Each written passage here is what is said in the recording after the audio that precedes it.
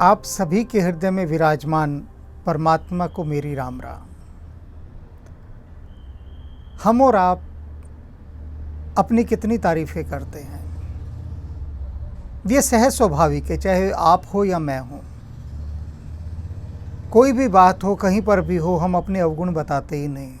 हम कहते हैं हमें तो कोई बुराई ही नहीं है। और जो संत हैं, जो भक्त हैं, वो दिन भर अपने अवगुण ही बखानते रहते हैं। वे कहते हैं हमसे बुरा तो कोई है ही नहीं दुनिया में। बड़ी विरोधाभास स्थिति है। देखिए, संसारी कहता है कि मुझसे गुणवान कोई नहीं है, और भक्त कहता है मुझसे ज़्यादा अवगुण से भरा कोई व्यक्ति ही नहीं है। सुना ही होगा आपने, बुरा जो देखन मैं चला, बुरा न मिले या कोई, जो दिल खोजा आप ना, मुझसे बुरा न कोई। सभी संत कह रहे हैं कि हमसे ज़्यादा बुरा इस संसार में कोई नहीं है। और आप देखिए, जिन संतों की हम स्तुति करते हैं, वंदना करते हैं, जिन्हें पूजनीय मानते हैं, वे स्वयं को धिक्कार रहे हैं कि हमसे ज़्यादा अवगुण संपन्न कोई है ही नहीं। जितना नीर समुद्र सागर परया, तेते अवगुण हमार। नदियों और सागरों में जितना जल है उतने अवगुण हैं। तुलसीदास जी भी इसी अवगुण की चर्चा यहाँ कर रहे हैं, अपने अवगुणों की। वे बता रहे हैं कि देखो मुझ में कितने अवगुण हैं। लोग जब उनकी निंदा कर रहे हैं रामचरितमानस लिखने के कारण, तो वो उसका विरोध नहीं कर रहे। तो वो कह रहे हैं कि भैया मैं तो हूँ ही अवगुणों की खान, तुम क्या कह रहे हो? मैं तो खुद ही कह रहा हूँ कि मुझ में इतने अवगुण हैं। अब मीराबाई, आप क्या कहेंगे? क्या मीराबाई कोई अवगुणों से भरी स्त्री थी? मैं आपसे पूछूं तो आप सभी कहेंगे बिल्कुल भी नहीं। मीरा तो पूजनीय है हमारी दृष्टि में। लेकिन मीरा क्या कहती है? प्रभु मोरे अवगुण चित्त न धरो। वो कह रही है मुझ में इतने अवगुण हैं, लेकिन हे मेरे प्रभु, उनको तुम अपने चित्त में धारण मत करना। और भी बहुत कुछ मीरा कहती है, उनकी चर्चा अभी नहीं करूँगा मैं, अभी तुलसीदास जी की। तो देखिए तुलसीदास जी क्या कह रहे हैं। हूँ कहावत सब कहत, राम सहस उपहास, साहिब सीता नाथ सो, सेवक तुलसीदास। कि सारा संसार मुझे क्या कहता है कि ये जो तुलसीदास है ये तो राम का दास है, तो सेवक है राम का, गुलाम है राम का।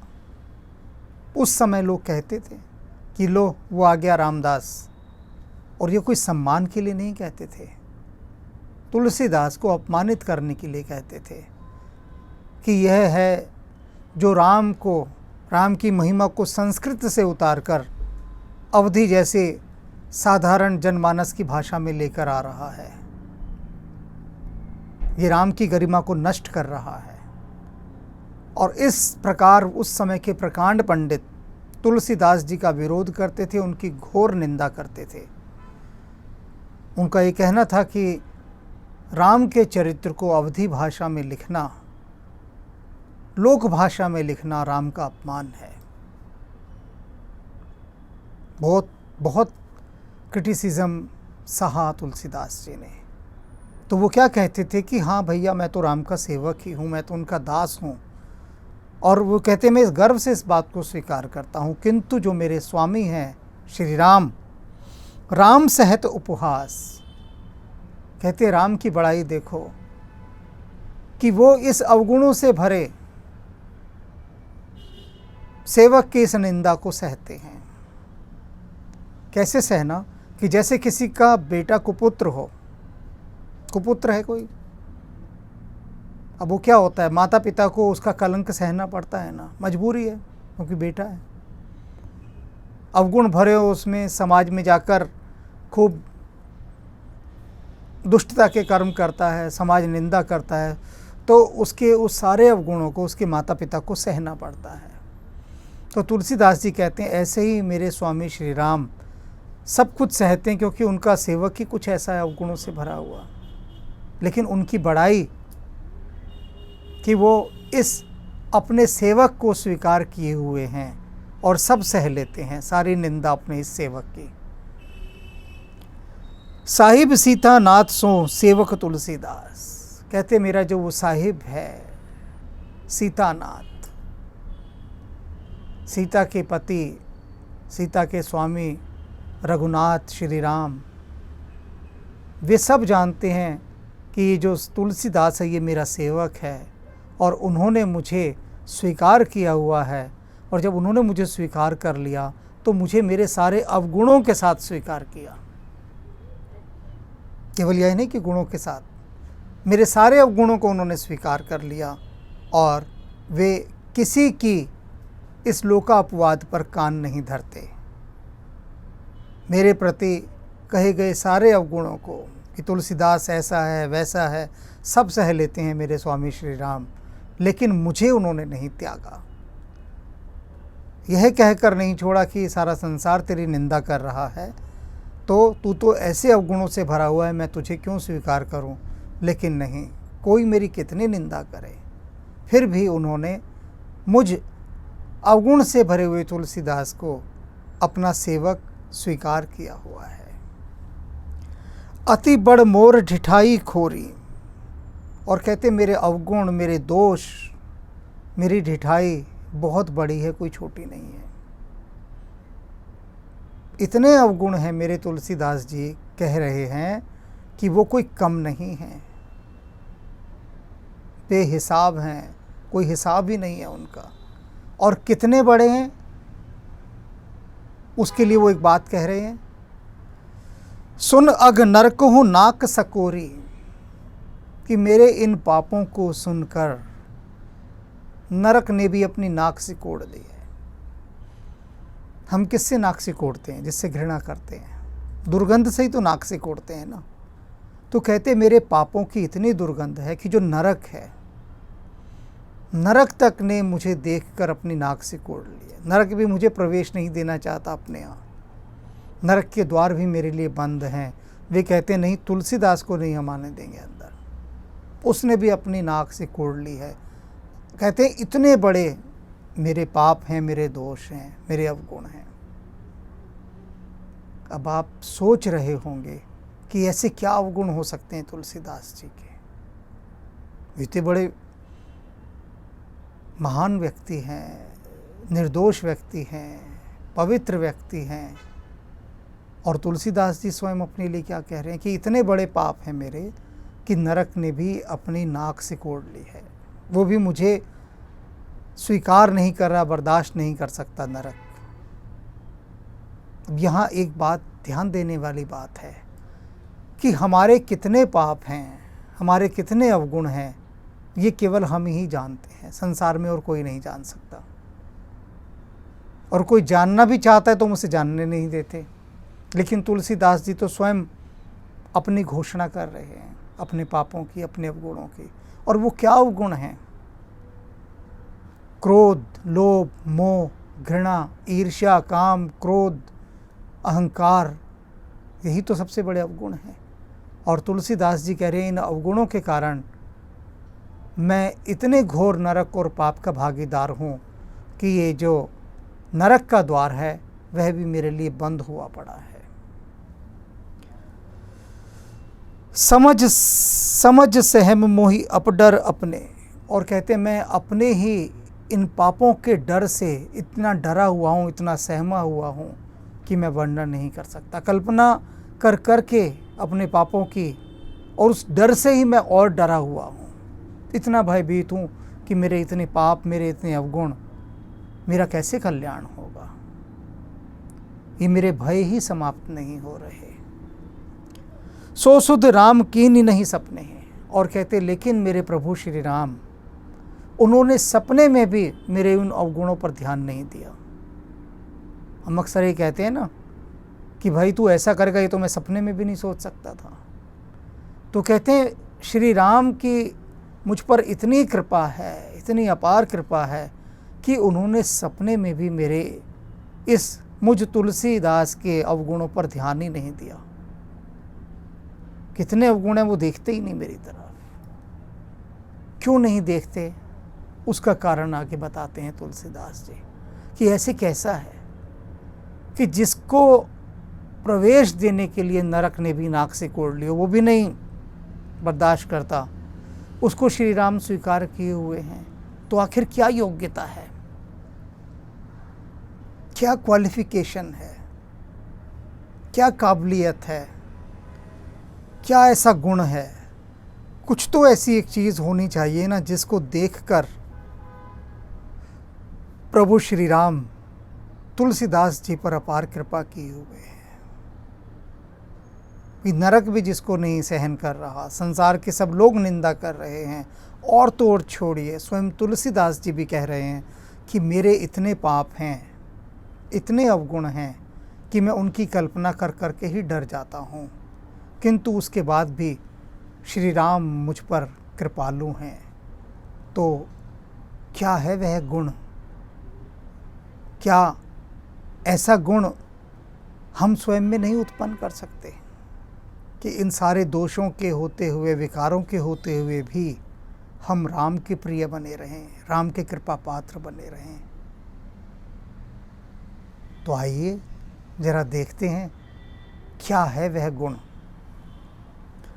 सुन अवलोकी सुचित चख माही, भगत मोर मति स्वामी सराही, कहत नसाई होई ही अनेकी, रिझत राम जान जन जी की। कहते हैं जो राम है ना वो क्या है, रीझत राम जान जन जी की। जो राम जो रीझते हैं, रीझना बहुत प्यारा शब्द है, बहुत ही प्यारा शब्द है कि किसी पर रीझ जाना, उसके सारे अवगुणों, सारे दोषों को फिर व्यक्ति नहीं देखता जब जिस पर रीझ गया। कहते हैं ना किसी पर दिल आ जाना। अगर रीझने को किसी शब्द के निकट लाकर रखना हो तो वो ये कि जिस पर दिल आ जाए, प्रसन्न हो जाएं, जिस पर फिदा हो जाएं। तो राम किसके ऊपर रीझते हैं, राम जान जन जी की। राम एक एक जन की, एक एक आदमी के जी की बात जानते हैं, और जी की बात जानकर ही वो रीझते हैं। जी माने हृदय, जिया, हृदय की बात जानकर। और राम ने तुलसीदास जी के हृदय की बात जान ली है।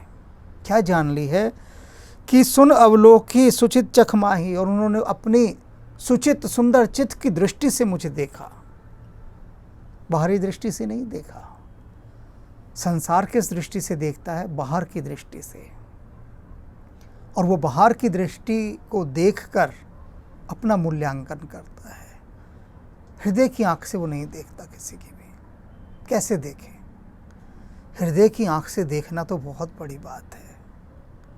बाहर की आंखें उसे जो दिखा देती हैं, ये बाहर के कान उसे जो सुना देते हैं, बस वो उन्हीं पर भरोसा कर लेता है। इसलिए आपने देखा होगा कि झूठी शिकायतें, झूठी अफवाहें लोगों के मन को बरगला देती हैं, बौरा देती हैं। किसी के विरुद्ध झूठी बातें प्रचारित करते रहो और दूसरे के मन में उसके लिए विष घोलते रहो, बड़े आसानी से काम हो जाता है। लोग सोचते भी नहीं, विचार भी नहीं करते कि इसमें सत्य है या नहीं है, क्योंकि देखने के लिए हृदय की आंख नहीं है। लेकिन जो राम हैं वो हृदय की आंख से देखते हैं। तुलसीदास जी कहते हैं कि श्री राम ने मेरी तरफ हृदय की आंख से देखा, और क्या देखा, भक्ति मोरी मत स्वामी सराही। और स्वामी ने, मेरे साहिब ने, श्री राम ने मेरी भक्ति को सराहा। उन्होंने देखा कि तुलसीदास जी के, तुलसी के हृदय में तो सिर्फ भक्ति ही भक्ति है और कुछ नहीं है।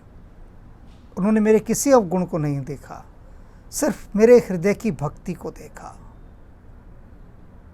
भक्ति भाव देखा। कहते ना भगवान तो भाव के भूखे होते हैं। और क्या देखा, कहत नसाई होए ही नीकी, हृदय की नीकी, भलमनसाहत,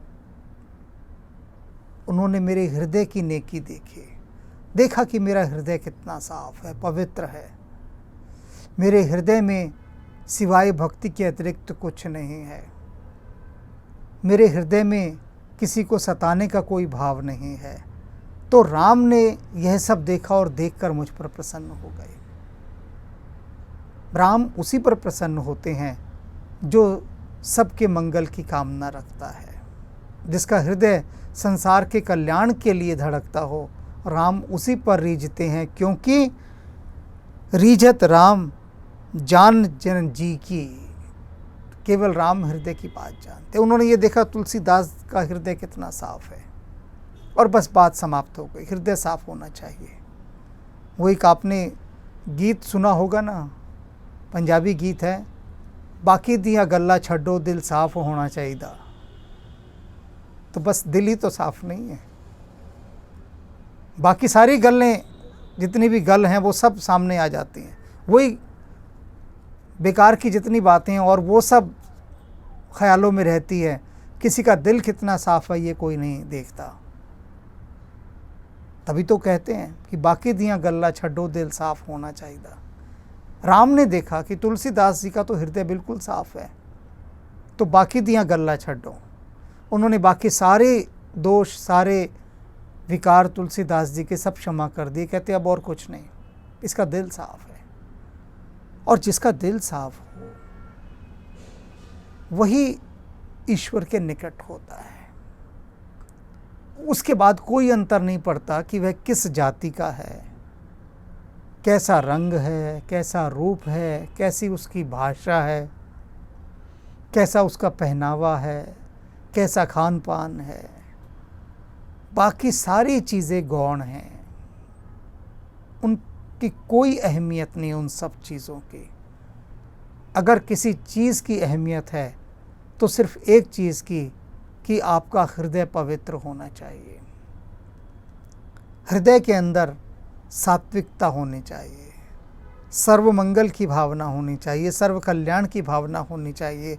और यही भावना तुलसीदास जी में थी, तभी तो उन्होंने संस्कृत में जो रामायण है भगवान वाल्मीकि के द्वारा लिखी हुई, वो जनमानस तक पहुंचाने का बीड़ा उठाया और उसको अवधी भाषा में, कि जिससे एक जन सामान्य भी श्री राम के चरित्र को जान सके, आनंदित हो सके, भक्ति में रसलीन हो सके। सोच कर देखिए थोड़ी देर के लिए, सिर्फ थोड़ी देर के लिए, कि रामचरितमानस कभी हुई ना होती, रचना ही ना होती इसकी। तब सोचिए आज रामचरितमानस जितनी जनमानस में प्रचलित है उतनी भगवान वाल्मीकि की व्याकरण भी नहीं, रामायण भी नहीं है। हालांकि उसका सारा स्रोत वही है, किंतु बहुतायत जनमानस की है। वे साधारण लोग जो बहुत कम पढ़े लिखे थे, ग्रामीण थे, उनको भी परमात्मा का रसास्वादन मिले, ये नेकी ही है। ये हृदय की नेकी थी तुलसीदास जी की, और यही भक्ति थी, यही पवित्रता थी। और इसी भक्ति और पवित्रता पर श्री राम रीझ उठे, हनुमान जी रीझ उठे, कि एक एक जीव तक राम का रस, राम की गंगा तुलसीदास जी बहाने निकले हैं। और आप देखिए जब पाठ होता है रामचरितमानस का, आप देखते होंगे मेरे व्याख्यान के बाद भी पाठ चलेगा रामचरितमानस का, तो वो कितना ज़्यादा भीतर हमें ले जाता है, कितना रस से सराबोर है, क्योंकि इसमें तुलसीदास जी की भक्ति समाहित है। जब भी ये शब्द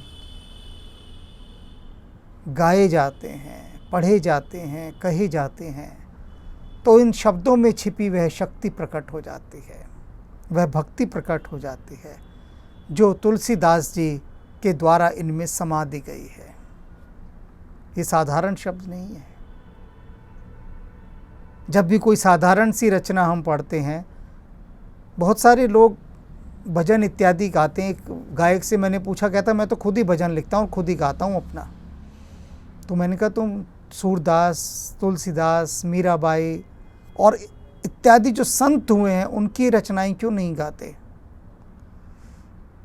तो उसने कहा उनकी रचनाएं इसलिए नहीं गाता मैं, एक तो वो पक्के रागों पर होती है तो उनको गाना बड़ा मुश्किल है, पहली बात। और दूसरी बात ये कि जो स्टाइल हम अब ला सकते हैं वो उनकी रचनाओं में नहीं ला सकते।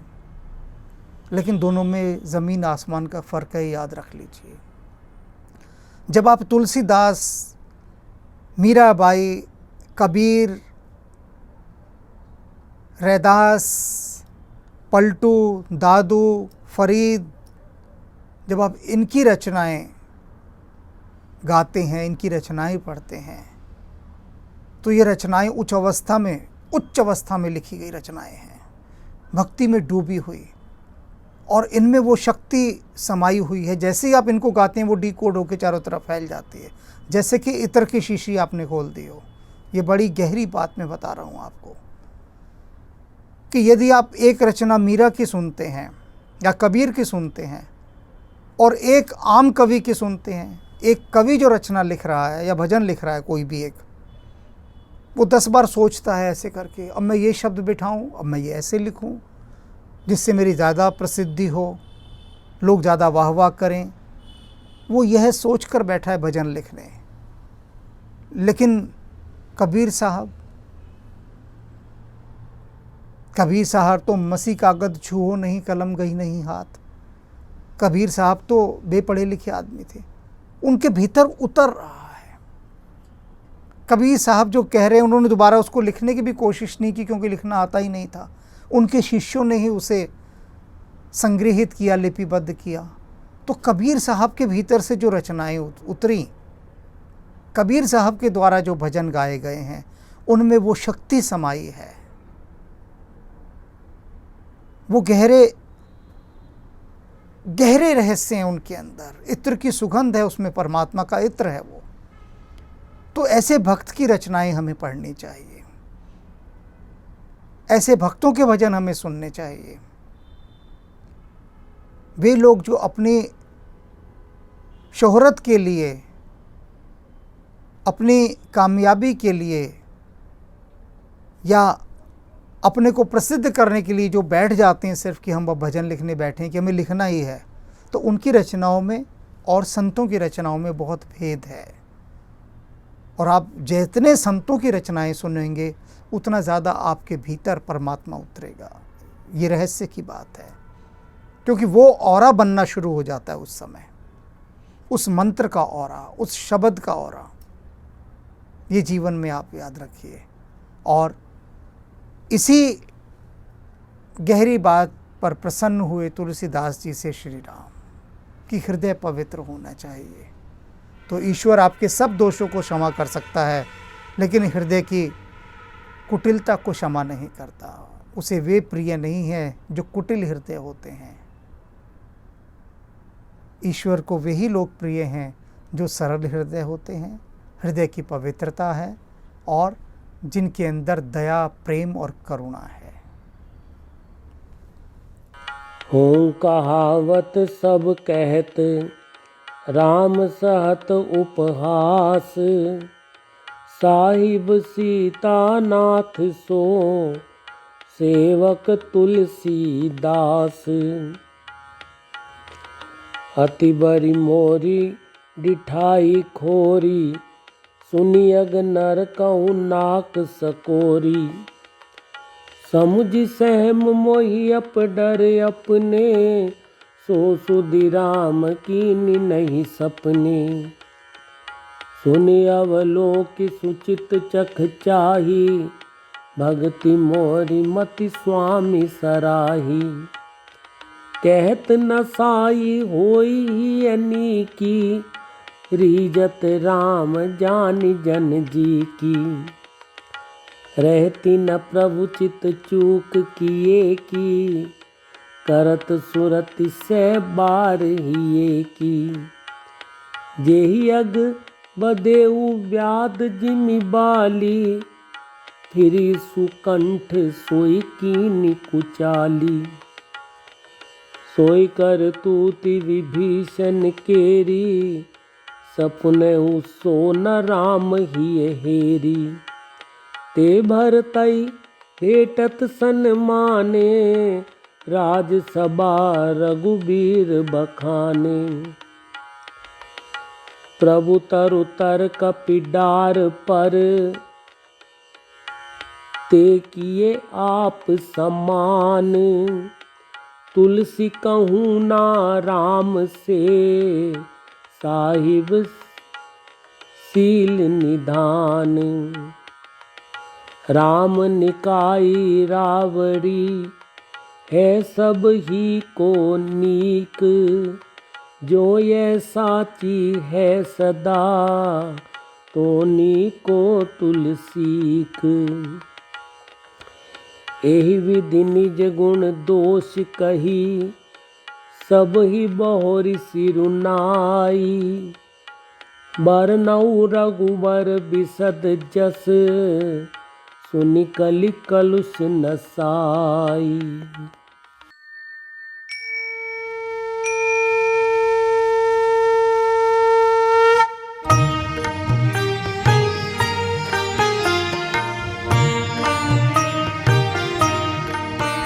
जय जय कपिनायक निज सुखदायक, शंकर स्वयं अनूपा। जय भक्ति विकासक दुर्गुण नाशक, सच्चिदानंद स्वरूपा। जय पवन कुमारा परम उदारा, केसरी कुंवर स्वरूपा। जय अंजनी नंदन सुर मुनि रंजन, दुख भंजन सुख रूपा। दुख भंजन सुख रूपा।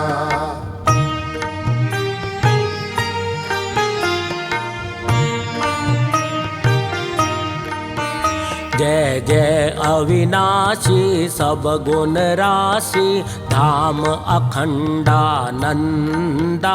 केवल प्रभु माना परम अमाना, अद्भुत चरित मुकुंदा। अतएव चराचर सकल सुरासुर, गण से सब मुनि वृंदा। तज योग विरागा से अनुरागा, गावत शुभ गुण वृंदा।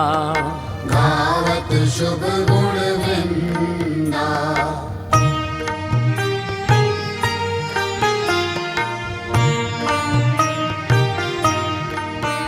जय उदधि उल्लंघक सिय दुख भंजक, अक्षय शय हनुमंता। जय लंक विदाहक खल संहारक, राम वियोग निहंता। संजीवनी लाए लखन जियाए, रघुकुल प्राण बचाए। अहि पास कटा अहि रावण हत, रघुवर दो मुक्त कराए। रघुवर दो मुक्त कराए।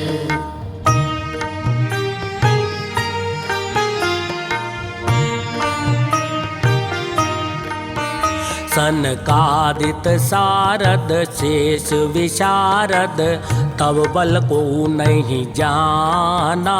तो ही भक्त प्यारे शास्त्र पुकारे, द्रवौ सो श्री हनुमाना। त्रेता द्वापर कलि सत भूषासक, सब सुख राशि अनंता।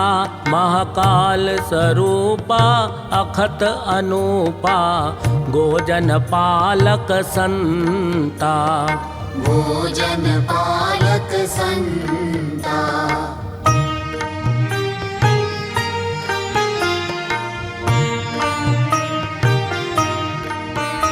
गुण दोष अवस्था त्रैगोतीता माया रहित स्वरूपा बालैक ब्रह्मचारी असुरारी स्वरण शैल समरूपा त्रिपुरारी खरारी शिव अवतारी सर्वसिद्धि निधि पुंजा बलवेक पराक्रम मति गुण आदिक नमत तोर पद कंजा नमत तोर पद कंजा।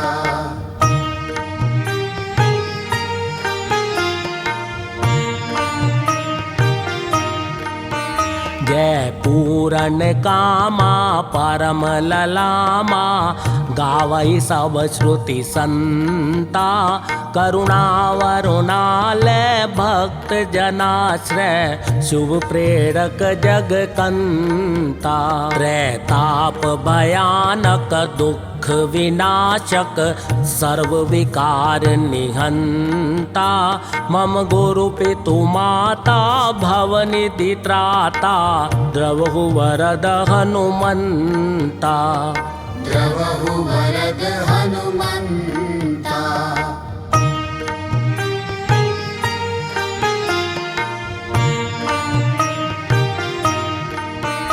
जय मंगल मूर्ति राम अयन जय सद्गुण सन्मति भक्ति सदन जय ब्रह्म विचार प्रसार करण कुविचार कलेश कलाप हरण जय सर्व प्रपंच प्रशूल समन जय जीवन सारथि सत्य शरण जय संकट मोचन राम रमण अभिनंदन वंदन कोटि नमन अभिनंदन वंदन कोटि नमन अभिनंदन वंदन कोटि नमन।